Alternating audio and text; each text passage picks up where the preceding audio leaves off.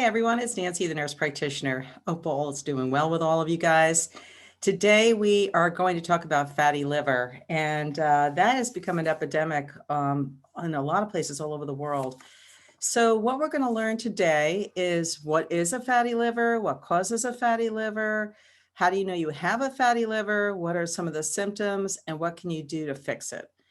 Okay, so we're going to talk about all of that. I'm going to share a screen with you and we're going to get right into what is a fatty liver. So here we go. It's become a global epidemic and we can change fatty liver. So just to, on the aside, you can see that where the liver is located. This is it, this big red area here. The liver is about 3 pounds and 6 inches across. It's a very important organ in our body that's a main detoxifier.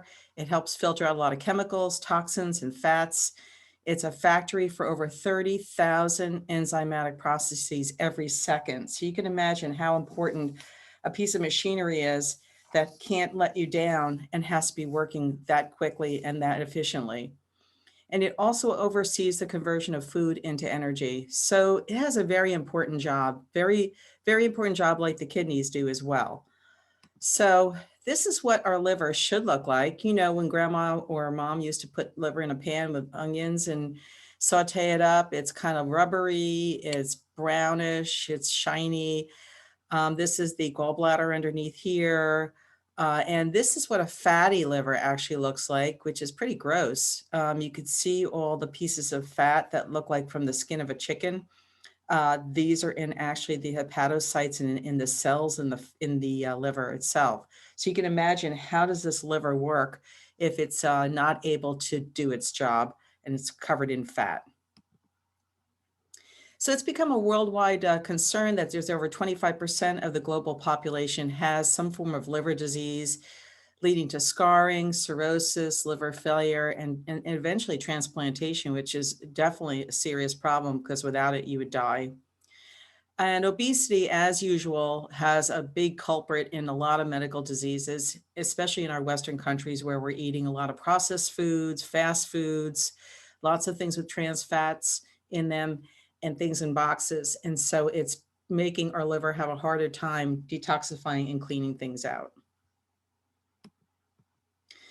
So here are some of the symptoms of a fatty liver. You know, you may have bloating, brain fog, feeling fatigued, abdominal pings, or no symptoms at all.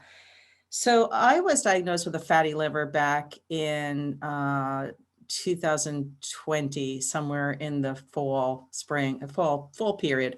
And I was on a keto diet, which I shouldn't have done, but I did lose 12 pounds. And I think because I have high cholesterol, I ended up having problems with some pinging and feelings in my abdomen, and my liver enzymes were going up. And so we're going to talk all about me in a little bit, but this is why we're talking about fatty liver, because there's a lot of us who think that we're, you know, okay out there, and then we find out that we've got this fatty liver, which is a main problem. And, you know, there's a lot of things that the liver filters out, you know, such as high fructose corn syrup, food additives, trans fats, environmental toxins. And because of all of that, if the liver can't work and it's full of fat, where's all that stuff going to go? So we're going on to what are, you know, some of the things that we're eating that are building up. And also environmental toxins are also part of it. So all of these chemicals, they back up, they lead to swelling, scarring, and eventually liver disease. And some other important medical problems that can happen in drugs that we take: amiodarone, tamoxifen, perhexaline, maleate, steroids, synthetic estrogens, acetaminophen, Tylenol, which is not as benign as you think. So be careful with the Tylenol out there, and certain pesticides. Having high cholesterol can be an issue, and it can collect cholesterol and fats in your liver. Diabetes, genetic inheritance, like your dad had a fatty liver, your grandmother had a fatty liver, you're going to maybe get one. And definitely obesity, which is reversible and fixable to reduce a lot of medical problems, as we all know. And people who rapidly lose weight. I kind of did that, like that 12 pounds. And I think maybe that's part of the reason my fatty liver appeared. And the other important thing to think about is viral hepatitis. And in part of your testing, when you have blood work done, they will test you for hepatitis to see why your liver enzymes are elevated. It may not just be a fatty liver, or it may not even be a fatty liver. Okay, so there's two types of fatty liver. There's the non-alcoholic fatty liver, which is the NAFL. And this is generally benign. Most people have this. It's a fatty infiltration. There's no inflammation of the liver cells. So you can live your life with it, although it's not a great thing to have again, because you want your liver to detoxify and work to its best capacity. The most common causes in the US and Western Europe is mostly here. And that's because of the fast food industry. Then there's also the other type called NASH, which is the non-alcoholic steatohepatitis. NASH, accumulation of fat, and then there actually starts to become scarring tissue in the liver. And once your liver starts to scar, it is not reversible, so you need to really think about that, because then it leads to cirrhosis and other unmanageable conditions. And this one actually has nothing to do with alcohol, or very little alcohol intake. So it's something to really think about. Most common is those who have diabetes, obesity, and the insulin resistance. I did do a video for you on metabolic syndrome. Check it out on my YouTube channel, Caregiver Success, and I'll be able to tell you more about that. And fatty liver is more common in women than men. That's darn bad. And it happens mostly between the ages of 40 to 60. Now, this is the NASH version that's mostly in women, okay? So how do we know we have a fatty liver? Well, liver enzymes is the first culprit. You get your blood work done for your annual physical, and it shows that your liver enzymes are elevated. And that's the AST and the ALT.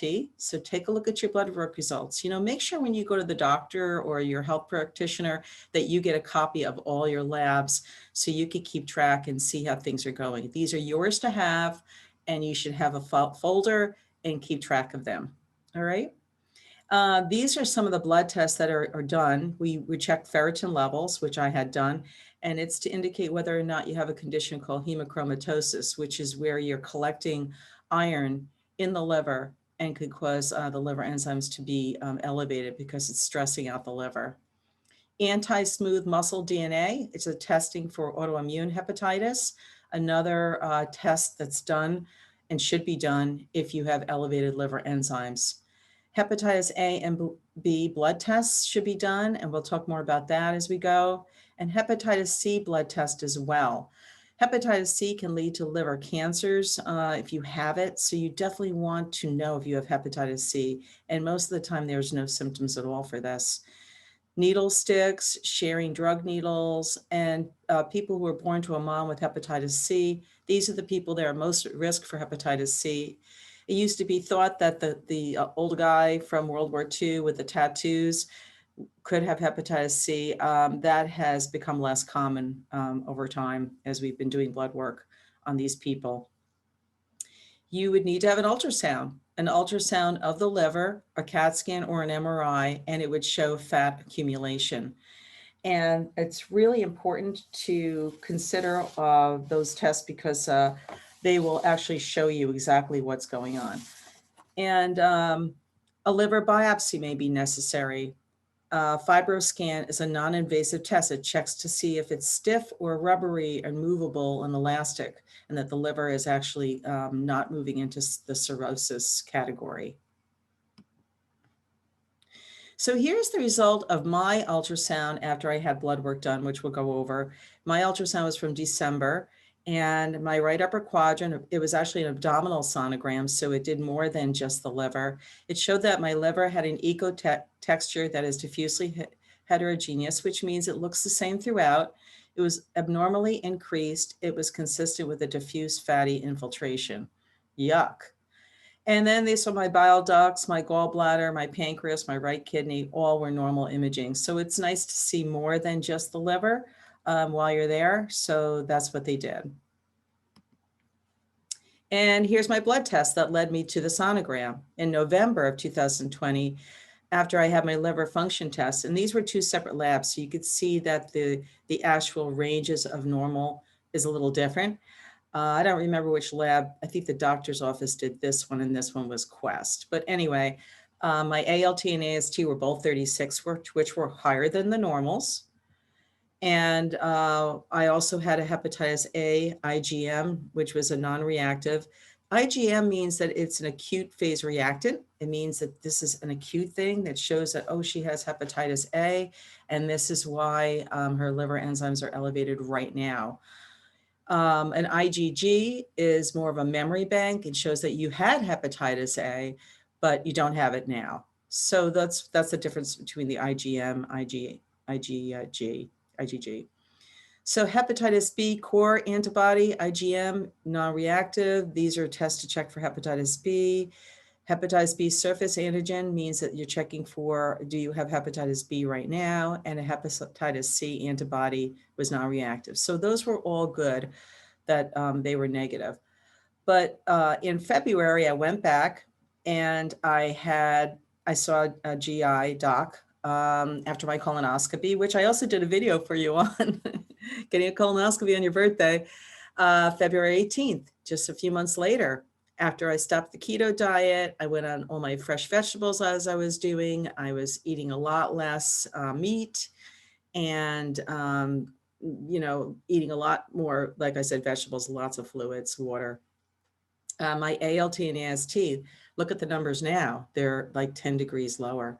But in the meantime, I also had an iron, ferritin levels just to make sure I didn't have that hemochromatosis. And then this one is very neat. It's it's called the actin smooth muscle antibody. And this is something the GI doctor did. What this is that antibodies recognizing actin are the main component of smooth muscle antibodies, and they're associated with an autoimmune liver disease. And actin antibodies are found in hepatitis type 1, which is called AIH, in approximately 65% of the patients. So this is something the GI doctor added on. And mitochondrial antibody with antibody screen was negative. So that was another test that was done. Also gives you more information about how your liver is functioning and whether you're safe out there. So let's go on. So again, what I'm saying is if your liver enzymes are elevated, you want to get a hepatitis panel, which is this on the left. And you also want to make sure that the doctor checks you for a sonogram and also these other tests to make sure there's no other acute problems going on that's not just a fatty liver. So how can we fix our fatty liver? Well, we know about losing weight. Hardest thing around, but that's the thing we have to do.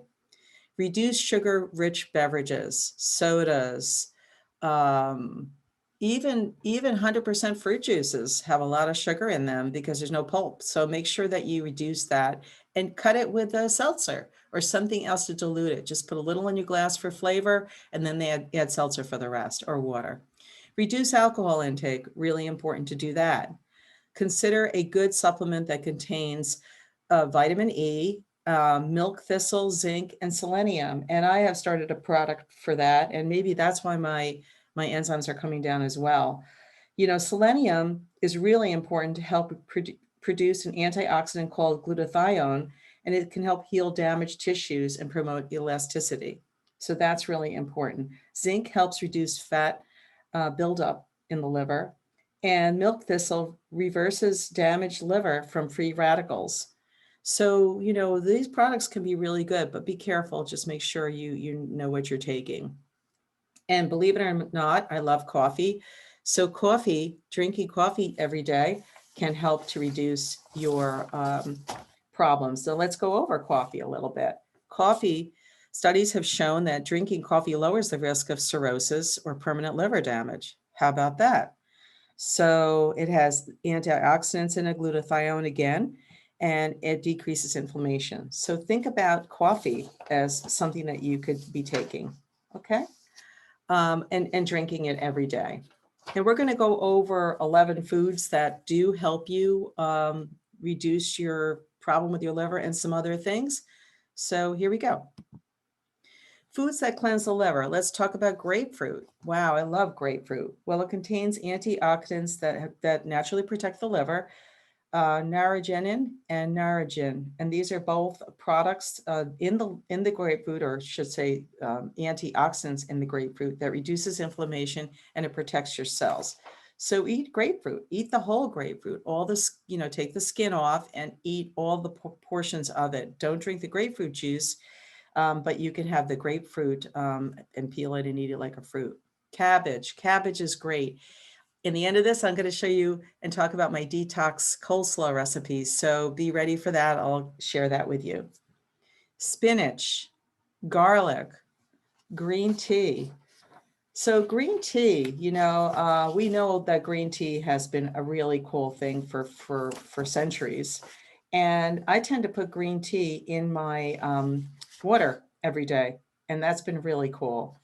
And what green tea does, it also helps to reduce the chances of liver cancer because it has antioxidants in it. Just be careful with green tea extract. It's said to be damaging or some problems from that. So just check it out. So black and green tea can improve your enzymes and fat levels. Good to know. Okay. And cauliflower, anything cruciferous is great. Arugula, carrots, beets, lemons, avocado, turmeric. Well, we know turmeric is cool. It's been around for a long time, and it's really wonderful in a lot of our food as a spice.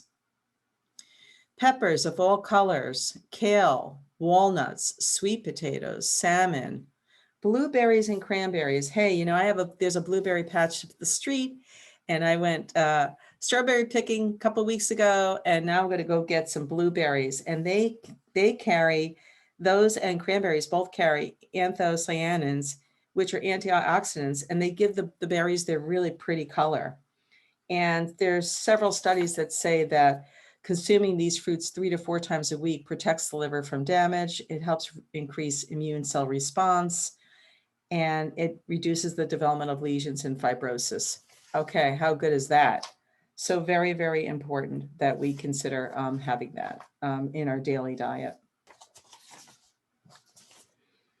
Okay, so when we talk about grapes and grape seed extract, we did talk about that a little bit. Grapes, red and purple ones especially, have resveratrol in them, and they're just great to eat. So it was found that in some small studies in humans that non-alcoholic fatty liver disease showed that supplementing with grapeseed extract for 3 months did improve your liver function. So that's pretty cool. And reducing liver damage. And beetroot juice, I've never had this. It's a source of nitrates, antioxidants called betalains, which may benefit your heart health. And beets are known to reduce your blood pressure. So go for beets. Buy beetroot juice from the store, or you can get it online, and it will also help lower your blood pressure. Okay. It also helps detoxify and reduce your liver enzymes. Can't beat that.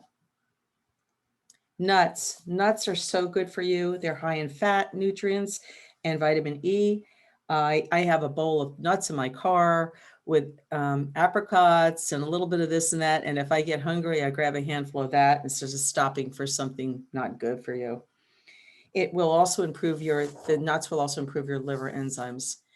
And we did talk about cruciferous a little bit. Let's just stop because I'm ahead of myself here. But cruciferous is cauliflower, broccoli, Brussels sprouts, wasabi, turnips, kale, collard greens. All these things are really high in fiber, which are really good to make you go every day. And you know what I mean? And they detoxify enzymes and protect the liver from damage. So you got to have your vegetables, and cruciferous is really key. Talking about olive oil while we're at it, olive oil is considered a very healthy fat. It has positive effects on the liver. You do want to use olive oil in your cooking. And it does raise levels of protein associated with positive metabolic effects. So olive oil, there's nothing bad about olive oil, okay? And fatty fish. When we talk about fatty fish, they contain omega-3 fatty acids. They help prevent fat from building up, keeping the enzyme levels normal and fight inflammation. The problem is in America that most Americans exceed the intake recommendations for omega-6 fats, which is found in mostly plant oils. So get rid of your plant oils like vegetable oil and corn oil and use olive oil, coconut oil in your foods instead. I cook with coconut oil. It changes the flavor of all my muffins and everything that I make, and it's absolutely delicious. So go for that, okay? Really, really good stuff. So this is what my detox coleslaw looks like. It's yummy. And I'm going to share this recipe with you because it's really important that you know that there are things you can eat besides those vegetables. And I make one of these every week and we go through it and it's just yummy. And here's the ingredients. I'm going to put this on my facebook.com/caregiver success page so that you can have it. I'll put it in a PDF format so you can download it. But look what you need: two small cabbages, one green, one purple, one large carrot, 1/2 red onion. Coarsely chop up the cabbage and put it in a large bowl. Grate a carrot long ways to make long slivers over the chopped cabbage. Chop up 1/2 red onion and add it to the cabbage, and then mix together this really great dressing: apple cider vinegar, which is so good for you, 3 tablespoons olive oil, 1 tablespoon honey, 1 teaspoon celery seed, 1/4 teaspoon salt and pepper, and 1/2 teaspoon Dijon mustard. Mix everything together, chill, tastes great, and the next day when you eat it, it is so yum. You will love it. This is something I ran across while I was doing my research for you on fatty liver. And Chinese medicine has some wonderful things for us to learn. And there is something called medical qigong. We're going to talk about that. The liver plays an important role in a process of regulating our emotion and is where much of our blood flow comes through, the main portal vein and all our toxins going through. Interestingly enough, anger, resentment, frustration, irritability, bitterness, and flying off the handle can be reasons to cause a toxic liver. And Qigong is a traditional fitness method that originates from the ancient China, and it cultivates energy and works for any age. So there's actually a video that I put at the bottom of this page that you can watch on YouTube about how to do a daily exercise to help improve your qi, which is your vital energy, and the gong, the training or cultivation of the qi, and will actually help detoxify your liver. I mean, Chinese medicine has been around for centuries, and it's not just medicine that we should be doing, but we should be changing our entire lifestyle. So Qigong exercises movement that is repetitive, release pathological stagnation, and moves things through the meridians and the visceral organs, which is all our organs in our belly. And what else can you do to prevent fatty liver disease to not progress to cirrhosis? Get vaccinated for hepatitis A and B. So talk with your healthcare practitioner about that. Follow up about getting a repeat liver sonogram. Takes a couple of years to get your liver to get back to normal if you really stick with it. So do that. Follow up with liver function blood tests to check that your numbers are going down. Stop alcohol or reduce it, and help to reduce metabolic syndrome if you have NASH. And again, watch my video on metabolic syndrome, then you'll see how we're so connected in all these situations that we're having. We only get one body, so let's go for it.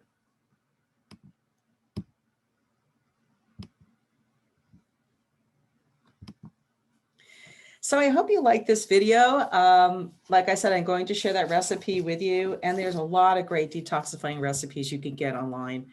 But before I get off with you guys, I want to talk to you about my book, Caregiver Success. I wrote this book right before COVID hit, and it came out. It's a beautiful 400-page picture book full of information, skin tears, constipation, spirituality, eye care, atrial fibrillation, lots of stuff, practical tips and tools for you, the caregiver, because mom moves in, but she doesn't come with instructions. All right, so from Nancy, the nurse practitioner here at Caregiver Success, please check out my channel, like it, subscribe to it, and I'll see you at the next video. Take care, everyone. Bye-bye.